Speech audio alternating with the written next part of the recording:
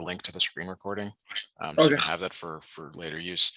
So let's just say I give you a data set. I tell you that I don't know, we're measuring something, and the score is like 6, 9, 10, and let's go with what was that, 25 and 75. Okay.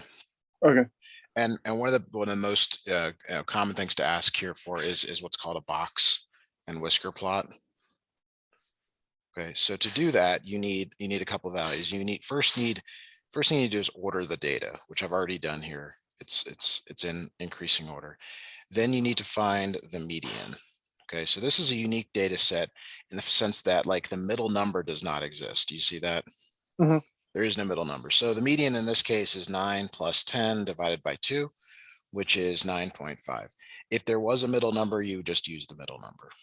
Okay. Okay. Then you got to find Q1. Q1 is essentially the median of the lower set and the upper set. Okay, so in this case, Q1 is the average between 6 and 9 over 2, which is 7.5.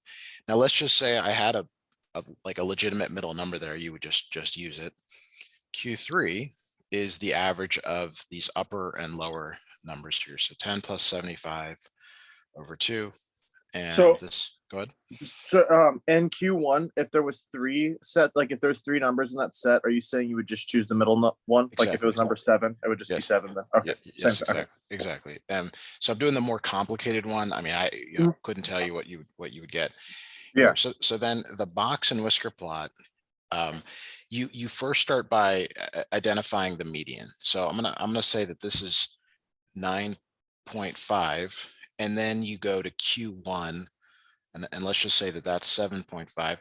And they do care about the fact that like it be relatively reasonable. So see how this is much further away, 42.5. You would want to show that. You wouldn't want to put it right near here. Yeah, like show the scale. Like Yes. try to show some scale to it. Okay. Yes. Now this is where the problems change based on whether you have outliers or not. Okay.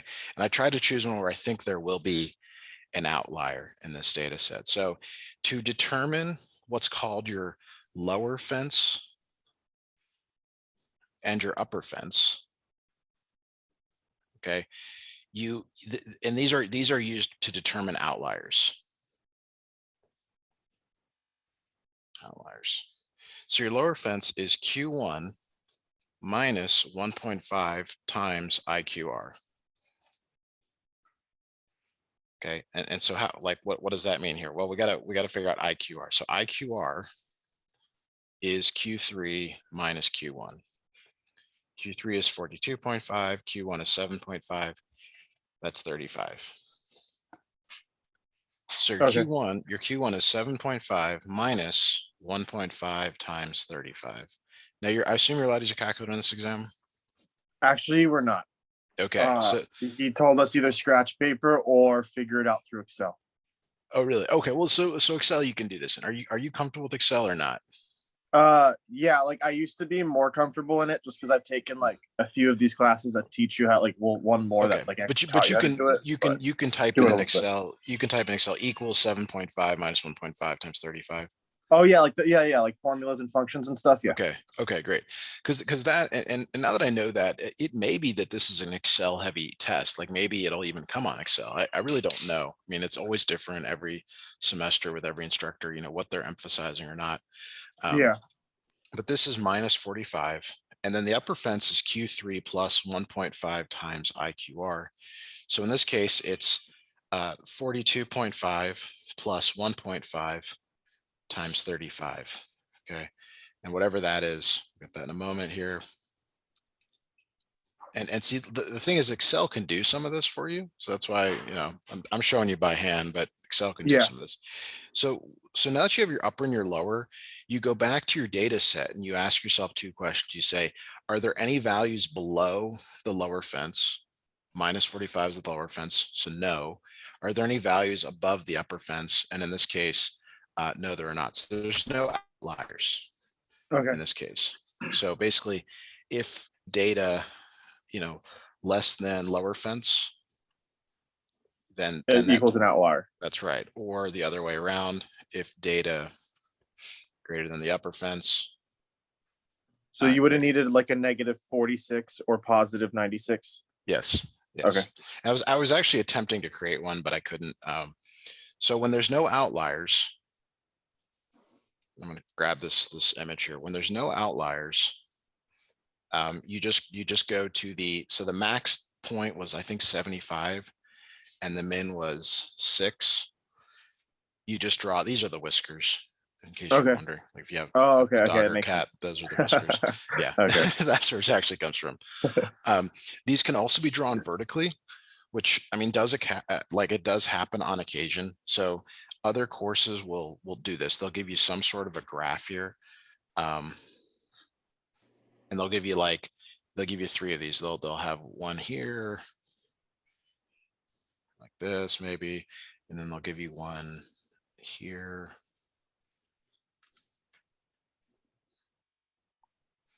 And then maybe they'll give you one that's way down here. I'm just making this up. So they might give you like, I don't know, this is car manufacturer A, B, and C, and this is their, expected tire wear. I have no idea. It could be anything, right? Like if you notice your instructor emphasizing anything in class, like they're really big on something. Literally no. Okay. Like she's seriously, so he talks about anything but the class mostly. Like it's been very short sessions, and like he likes philosophy and other things. Yeah. Understood. So the common question to ask is like, which, and we're referring to A, B, or C, has the lowest median tire wear. Okay.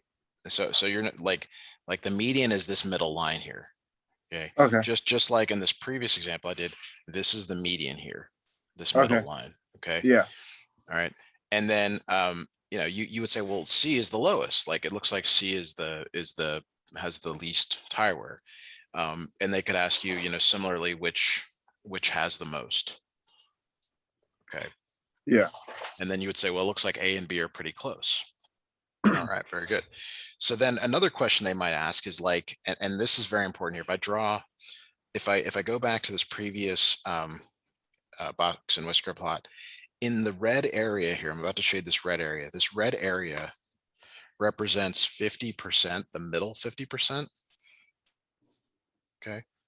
So if you go back here, the red area will again represent the middle 50%.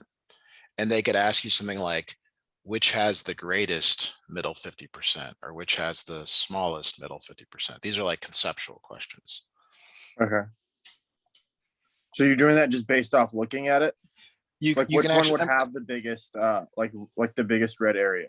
Yeah, I mean, I haven't like these are hand drawn out, obviously. So you'd really want to do like the top minus the bottom here to know for sure. Okay.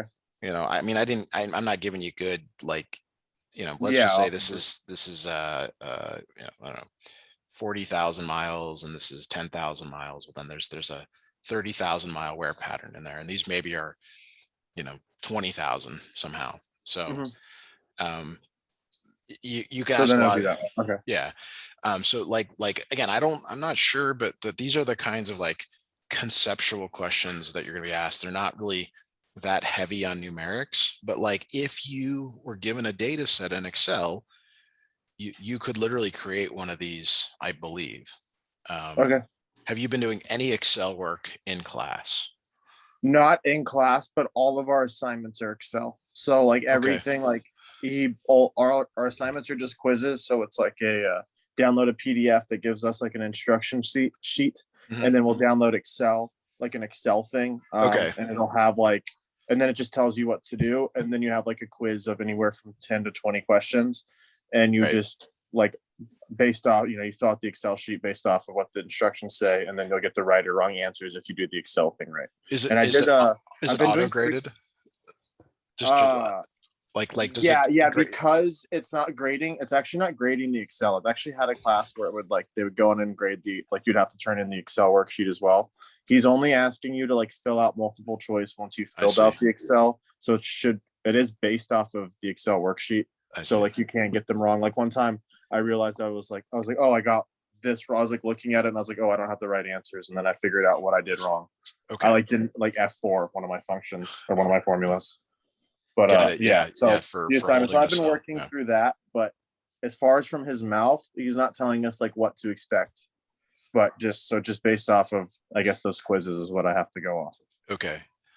All right. So let me just spend like 2 more minutes on questions 1 through 6, and then we'll move on to 7 to 8. Okay. So the box plot is what is called positively skewed if, and so normally you would look at like I'm sorry, more of a normal curve to answer this. Like it would look like this, but in terms of a box plot, what it looks like is there's more of the weight on the left side and less of it on the right. Okay, so like you need to know this box down here, the bottom one, but you're going to eventually like you're going to be asked this maybe even in the next section chapter, who knows. Negatively skewed is just the opposite. Okay, so the negatively skewed means the tail is on the left. That's not a very good drawing. Let's try that again. Okay, and in this time it means that more of the weight of the box is on the right compared to the left. So if you have a sheet you're allowed to bring in, like this is the kind of thing you'd want to have on there. Okay, yeah, we are allowed to have a sheet. Okay, and then normally skewed, it means there's approximately an equal. You've probably seen this curve instructors draws for the normal curve. It means there's about the same weight on each side. Of it. Something like that. Okay, now bi-modal, that doesn't really apply to what you're doing, but it's the double hump.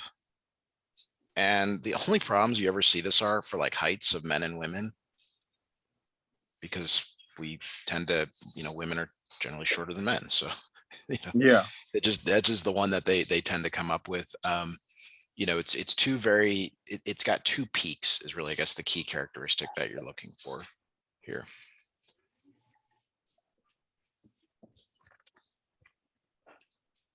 Okay, any questions on box plots? That's kind of the first part of this lesson today.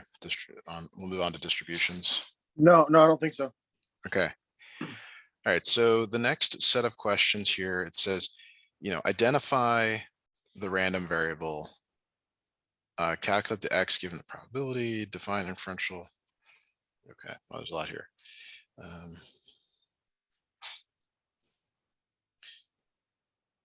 Okay, so we actually kind of just talked about 10 already.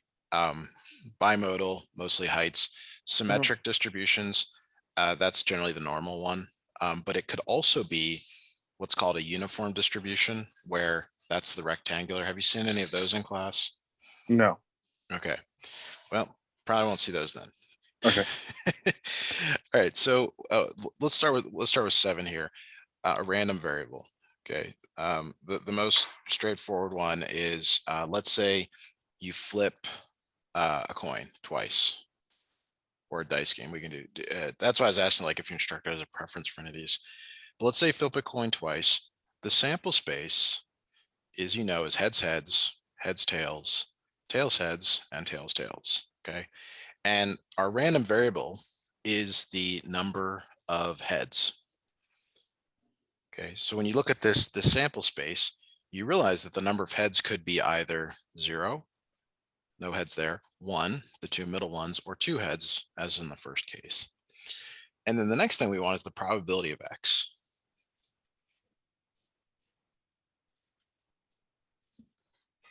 So the probability of x, the probability of 0 heads, is 1 out of 4. The next one is 2 out of 4, and then 1 out of 4. Now in Excel, like, maybe what you're given is column A and column B. You're given, some, I don't know, some more interesting values. Do you remember any of those from when you did the assignments? It wasn't anything like this that I can remember. It was like, well, a lot of the things were like almost looking at like balance sheets, like for companies and whatnot. Like this is like how much we owe or a payment thing, or one of them was like sales, like Okay. and then breaking down like the different types of sales that they had. Okay. So I mean, like we can the numbers are just the numbers. We can put context around like Yeah. A could be the team 0, team 1, team 2, team 3, or 0 could mean no sales, 1 could be 1 million, 2 million, 3 million sales, and so on and like that. A really common thing to ask for, which I'm not seeing here, is the mean or the expected value. I guess I don't see that until later. Do you remember doing any problems like that where you had to calculate the mean and the expected value or the variance? He's talked about the mean. I don't think he's talked about the expected value. And then he's done something similar. It was like early on, but he's used the example whenever he talks about coins. He's done it a few times. It just does heads or tails. But like he talks about just like 50%. Okay. Like just in like that sense. Like it just like the obvious one, but it's like okay. It's not very like in depth. Like what you're doing is in depth, and it's kind of like confusing me. I'm like, okay, I get it, but like I don't like. And then what he's doing, it's like, yeah, it makes sense. I don't want to confuse you going into the exam. That's bad. Yeah. Just on all levels. I'm sorry to keep asking you because it sounds like you're gonna give me the same answer. I just keep trying to dig for something really that we can do that's useful today, so that you're getting some value out of this. Just with the thing, so on that left one that you have where X and then P, right there. So like 0 is that's referring to like the 0 and then 2. It's referring to like heads and then tails. 0 means the number of heads. Like if you look at heads, that's 2. Okay, heads tails is 1, tails heads is 1, and 2 tails is obviously 0. Okay, that's how it covers all 4 through the 3. Okay, now it makes sense. Your random variable is descriptive. Like you actually have to like use words to explain it. Like if we were rolling a dice. X. What's your random variable here then? X? The number of heads. Okay. Oh, okay. X is, sorry, let me make that even more clear. X is the number of heads. The number of heads. Yes. Yeah. It could be the number of tails. Okay. It could be a lot of things. It could be X is the face that's showing up when you roll a dice. Okay. And it usually has a numerical value, like it almost has to. Okay. All right. Now P of X is the probability of occurring. So like it's not 0. It's that there's 1 out of 4 where this could happen. Yeah, that's just 0 heads, right? Yes. That's what you're saying. That's X is for 0 heads, and then that's just there's 1. Okay. Right. 25% chance of it happening. Yeah. So a couple of things that you might see on an exam related to this is that all probabilities they have to be between 0 and 1. They cannot be greater than 1. They can't be less than 0. So no negatives. And that's really important. The second thing is they have to sum or add up to 1, right? To 1. Yeah. Okay. That's really important as well. Like these are, again, classic questions where this is what I would expect you to say. Like they could be, which of the following is correct? Like which of these tables is like works. And these both do because they both add up to 1. They're both between 0 and 1. You're all set there. Okay. So let's go back to this list here. It says inferential descriptive. Okay, so let's talk about what descriptive statistics are. These are easier to say. Do you like sports? Any kind of things you can tell me about yourself to make this more relevant to? I love basketball. I'm not great at the analytics side of it, but I follow all those dudes on Twitter that are way smarter than me that love like the analytics side of it as well. Well, we're gonna keep it simple. Yeah. So descriptive statistics. So we can say the mean scoring in a basketball game for each team is 110.12. Okay, that's descriptive. Standard deviation is 13.2. Okay, inferential, and this is where it's more useful. If you watch anything now, you could say scoring is up because the mean has increased. So inferential means you're making a claim about it. Okay. Whereas descriptive means you're just giving information. Oh, okay, okay. So is that like, would it be considered, is that just called inferential or like inferential statistics? It's both. I mean, Okay, in just this, like in the what, context of this class, like an inference is when you actually like want to make a claim or judgment, or you or want to inferring tell, something? you're trying to Yeah. like change someone's opinion about it. Whereas descriptive is just like, here's the information. A wise friend in college once told me that data is value neutral, meaning that the data on its own, the statistics like this on their own are useless. It's when you make an inference that you actually could do something with it. Oh, okay, okay. Okay, like, and that's what you see on ESPN, or if you're watching any of the news stuff, like they're trying to make a claim, look at this team's record compared to another record. They're trying to, do something with Yeah, it. yeah, yeah. Show a team like, hey, they're worse or better because of this or that. Yeah. Right. Okay, so the next thing we're going to talk about, so you got to know the difference between these two. So like, again, the classic question is like, they give you a story or a word problem or thing, and they just ask you like, is this descriptive or is this inferential? And all you need to decide is if they're trying to make a claim. Are they making a judgment? Are they trying to do something? That's the classic question that Okay. is on there. Okay, so the next thing is we're going to talk about surveys, because there's two things we can talk about: is selection bias and then non-response bias. Okay, so selection bias would be like, let's say you and I got together and we're like, hey, we're going to make a parenting magazine, and we're going to call women at home during the day and get their opinion on stuff. Are they going to respond to us for that magazine? Parents, moms mostly at home, some dads will say, they're probably going to respond to us at home during the day for that. Now, if we call cell phones of people who are not at home, or if we call people that are out working, or truck drivers, or anyone who's not a parent, truck drivers may be a bad example. I don't know, anyone who's not a parent, we're not going to get the same answers as we do if we call the target audience. So selection bias usually means like, did you call your target audience, the people you care about? Okay, so like let me try another example, or maybe this will make more sense. Is it ever negative? It could be. So like negative meaning like if you and I wanted to start a truck driver magazine and we call moms at home, that's really bad, because they're going to give us information that we don't care about. Yeah, like useless information, right? Okay. Okay. Or if we make a claim about the population, and we used a data set that consists of mothers or children, or dads at home, that doesn't make any sense. Or you like sports and I ask you about something that's non-sports related, or vice versa. So that's what selection bias is like. Did you actually ask the people you're supposed to ask? Okay. To make a claim. It's always to make a claim. Non-response bias. So, I mean, I fall into this category. So if someone calls me and wants to do a survey, or they want to ask me a question, I generally just don't answer because I just don't want to be involved. But yeah, non-response simply means like it's kind of the other side of that. It's like you target a group, but they don't answer you, or the only people that answer you, they're going to give a negative opinion. Like a lot of times when you read reviews, some of them are negative because they're the only people that chose to respond. People yeah. Something makes you happy, you don't run to Amazon to review it. Exactly. So sometimes non-response is because you liked it, and people that do respond are because they don't like it, and that's what's implied here. So you got to know the difference between them. Like selection is your audience, and non-response is like sort of that choice to respond or not.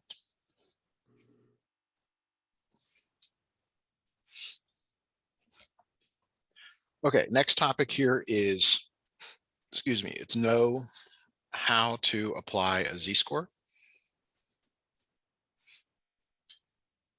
So your Z-score is it's a way of normalizing data, and the Z-scores range from -infinity to positive infinity, but in general we only care about Z-scores from -3 to +3.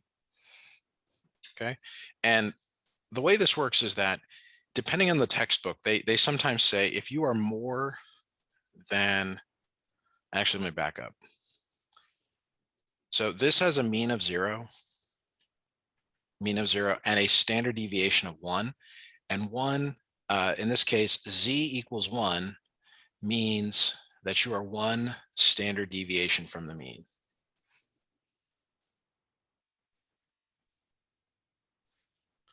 Okay, so what most textbooks say, or most courses say, they say if you are more than 2 standard deviations from the mean, this is considered, I don't want to, unusual is a word sometimes used, but when for 3, this is like really unexpected. So they're saying like if you're more than 2 standard deviations away, like this is really odd. And 3 is like really, really odd. Okay. What's 2 standard deviations away then? Well, so let's, like in that example of in the 3, -3 to +3. So I mean that's here's -2. Just be 2. Okay. And 2, yeah, and this is 1, and this is -1. Okay.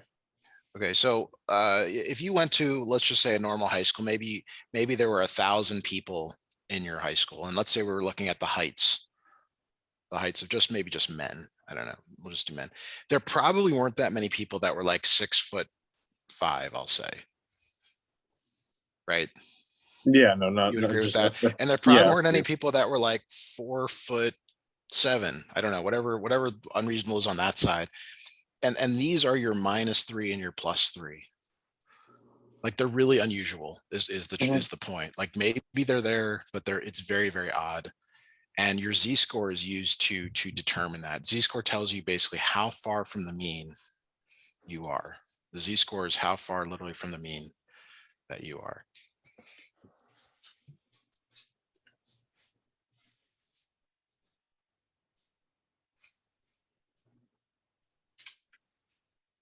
Okay, I'm going to move on to the next set of questions. If you have anything from this grouping you want to ask about, let me know.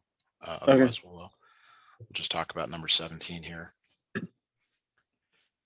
Okay, identify the population. So the traditional type of question you might see here would be like a teacher surveyed the women in their class to determine, I don't know, pick something reasonable here, how often they exercise. Okay, so the sample in this case, I know it says population, but the sample are the women in the class. Yeah, the population, yeah, that's just like the people that are being like surveyed, right? The sample are the people being surveyed. In this case, it's the women in the class. Is that what's the word on the left of the parentheses? Women. Sorry, women. Sample. This is sample. Sorry. Sample. Okay, so yeah, sample. Okay. So the population is everyone, and the sample is this like really small. Okay. Portion of it. Okay. Now in this sentence, which I know is poorly written, the teacher surveyed the women in the class to determine how often they exercise. Do I tell you anything about this class or the women? Do I tell you like it's a high school, it's a college, it's a social gathering, it's women doing crochet, it's no, like, no, I'm saying no that. Okay, so let's just say I was more specific. Let's say I tell you that this is a crocheting class, okay, or a knitting class, okay. Now the sample is still the same; it's the women in the class, but the population, it's not all women. Like, not all women crochet. So you got to be careful here that the sample actually like pushes you towards the real population. The real population would be like maybe middle-aged women that do knitting or crafting. So like if we went to okay, I see what you're saying. Okay. If we went to your classroom, I don't know how old you are, it doesn't matter to me, but like there's probably students their ages, like, I don't know, 20 to maybe, most of them are probably 20 to 25, I'll guess, but there could be someone in there that's 40, 45, I don't know, right? Yeah.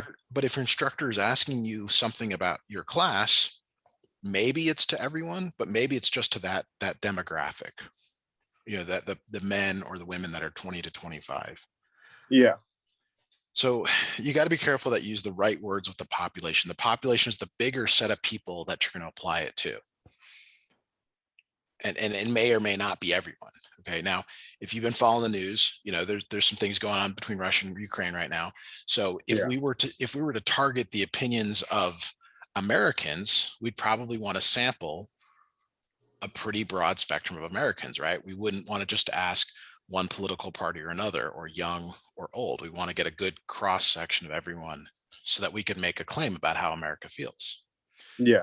But if you went to, say, I don't know, New York City, that's got a large population of Russian immigrants, and you ask them how they feel, they might be like, yeah, this is great, we love it, right? Yeah. And it's like, no, like the rest of the country's like, no, we don't like that. So you got to be really careful with, does your sample actually match up to the population that you're trying to make a claim about? Mm-hmm. If you go to an ice cream store and you ask people how they feel about ice cream, they're gonna say it's great. If you go to a gym, they're gonna say, like, no, we don't want to have ice cream or beer, or whatever, analogy you want to use. Okay. So we kind of talked about samples and parameters there, or samples and populations together. Okay, so identify the parameter. So let's just say the study measures the blood alcohol level of participants. We don't know what it's for, but we that's what they're measuring. The parameter is always the thing being measured, like the object or the whatever the group. Well, Just okay, anything being measured. So like not the group, be not like, the group. Let me add to this. Of participants 18 to 24 that go out on Tuesdays. Okay. Okay. So it's the thing being measured, measuring the blood alcohol level. It doesn't matter that this is the group. All of this stuff down here is your sample, which leads to your audience. Okay. So you want to ask yourself two questions. Who are they sampling? Okay. And that tells you the sample, obviously, and then the population. And then the what are they sampling, or what are they measuring?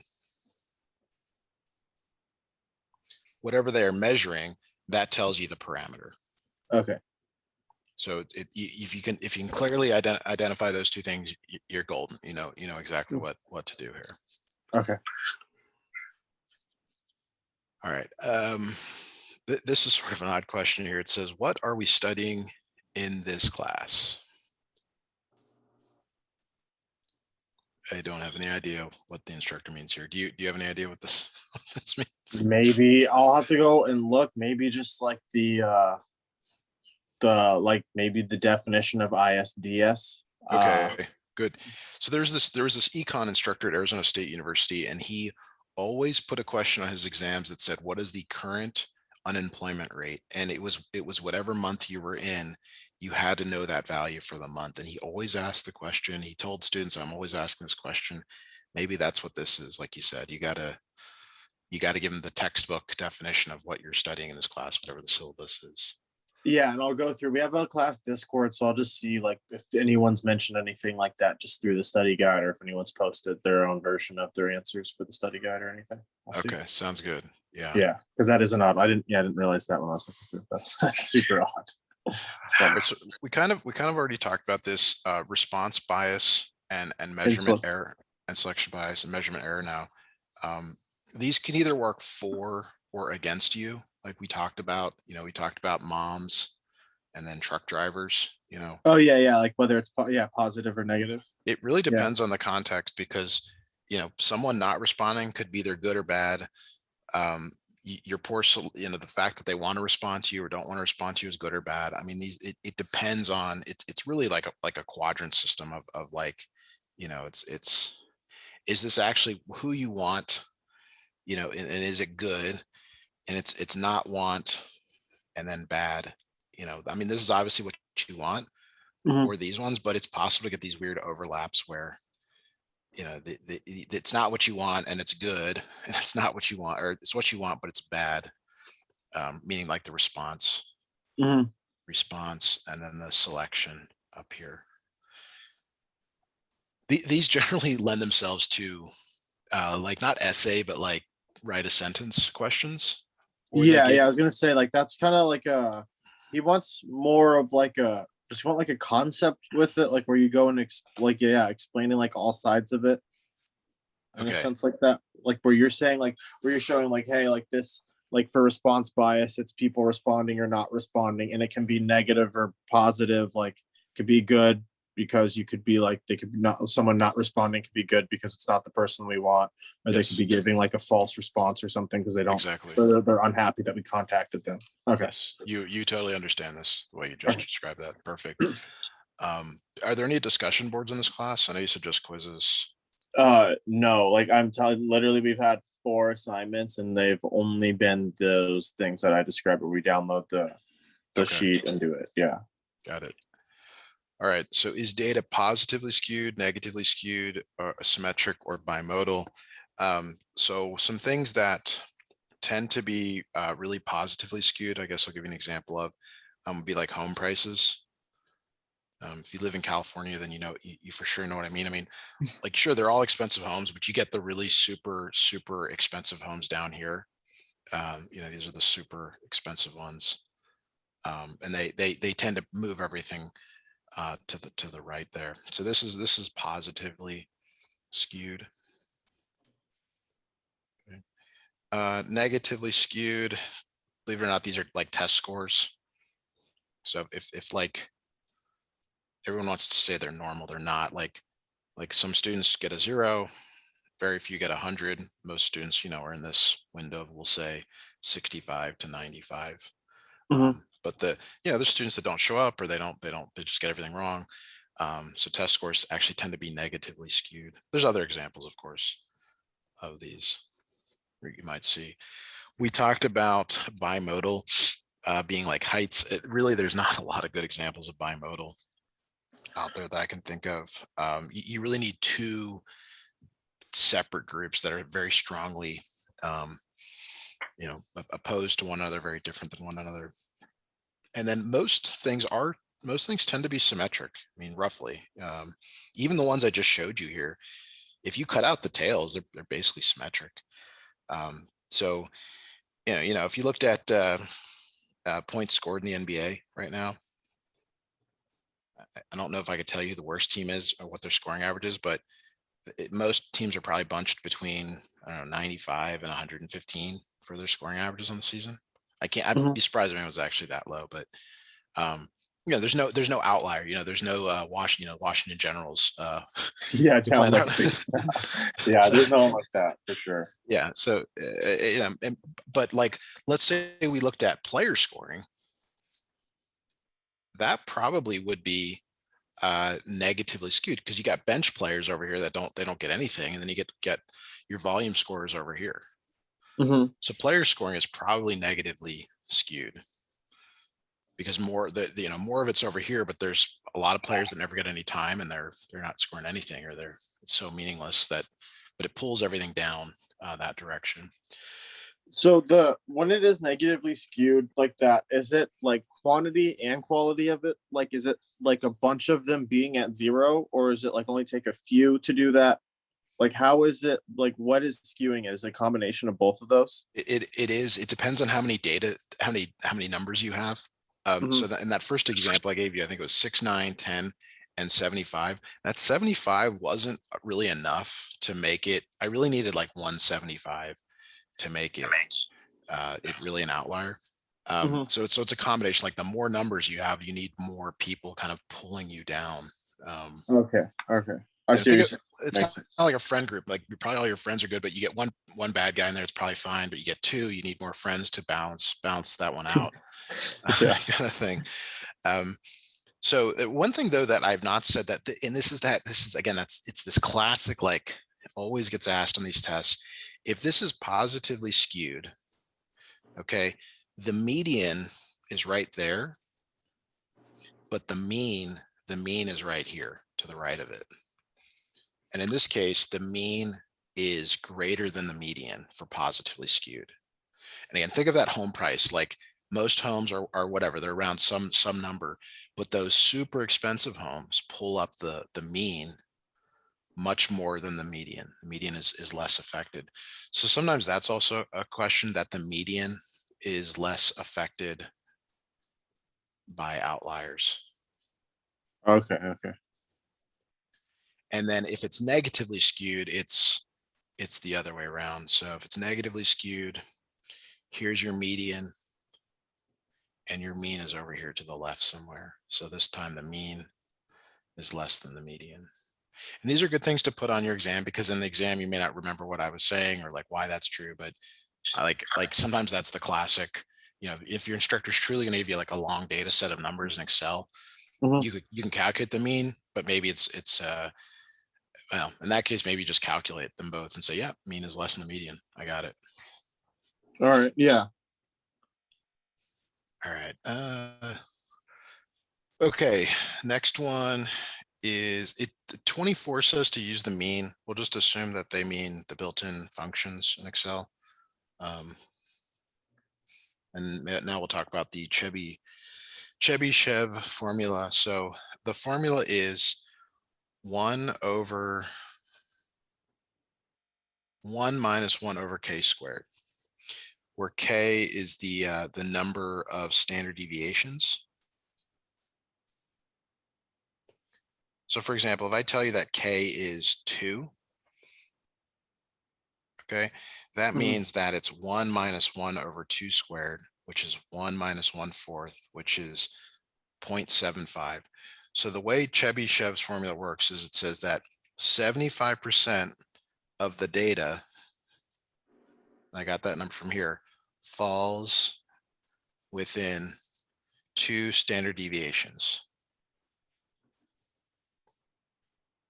Okay, so more generally, it's 1 minus 1 over k squared of the data. This is what I would put on my note sheet. Falls within k standard deviations, where you have to calculate this, and they're giving you that. So it's a different number. Like if k is 3, this percentage goes up, and obviously that changes from 2 to a 3.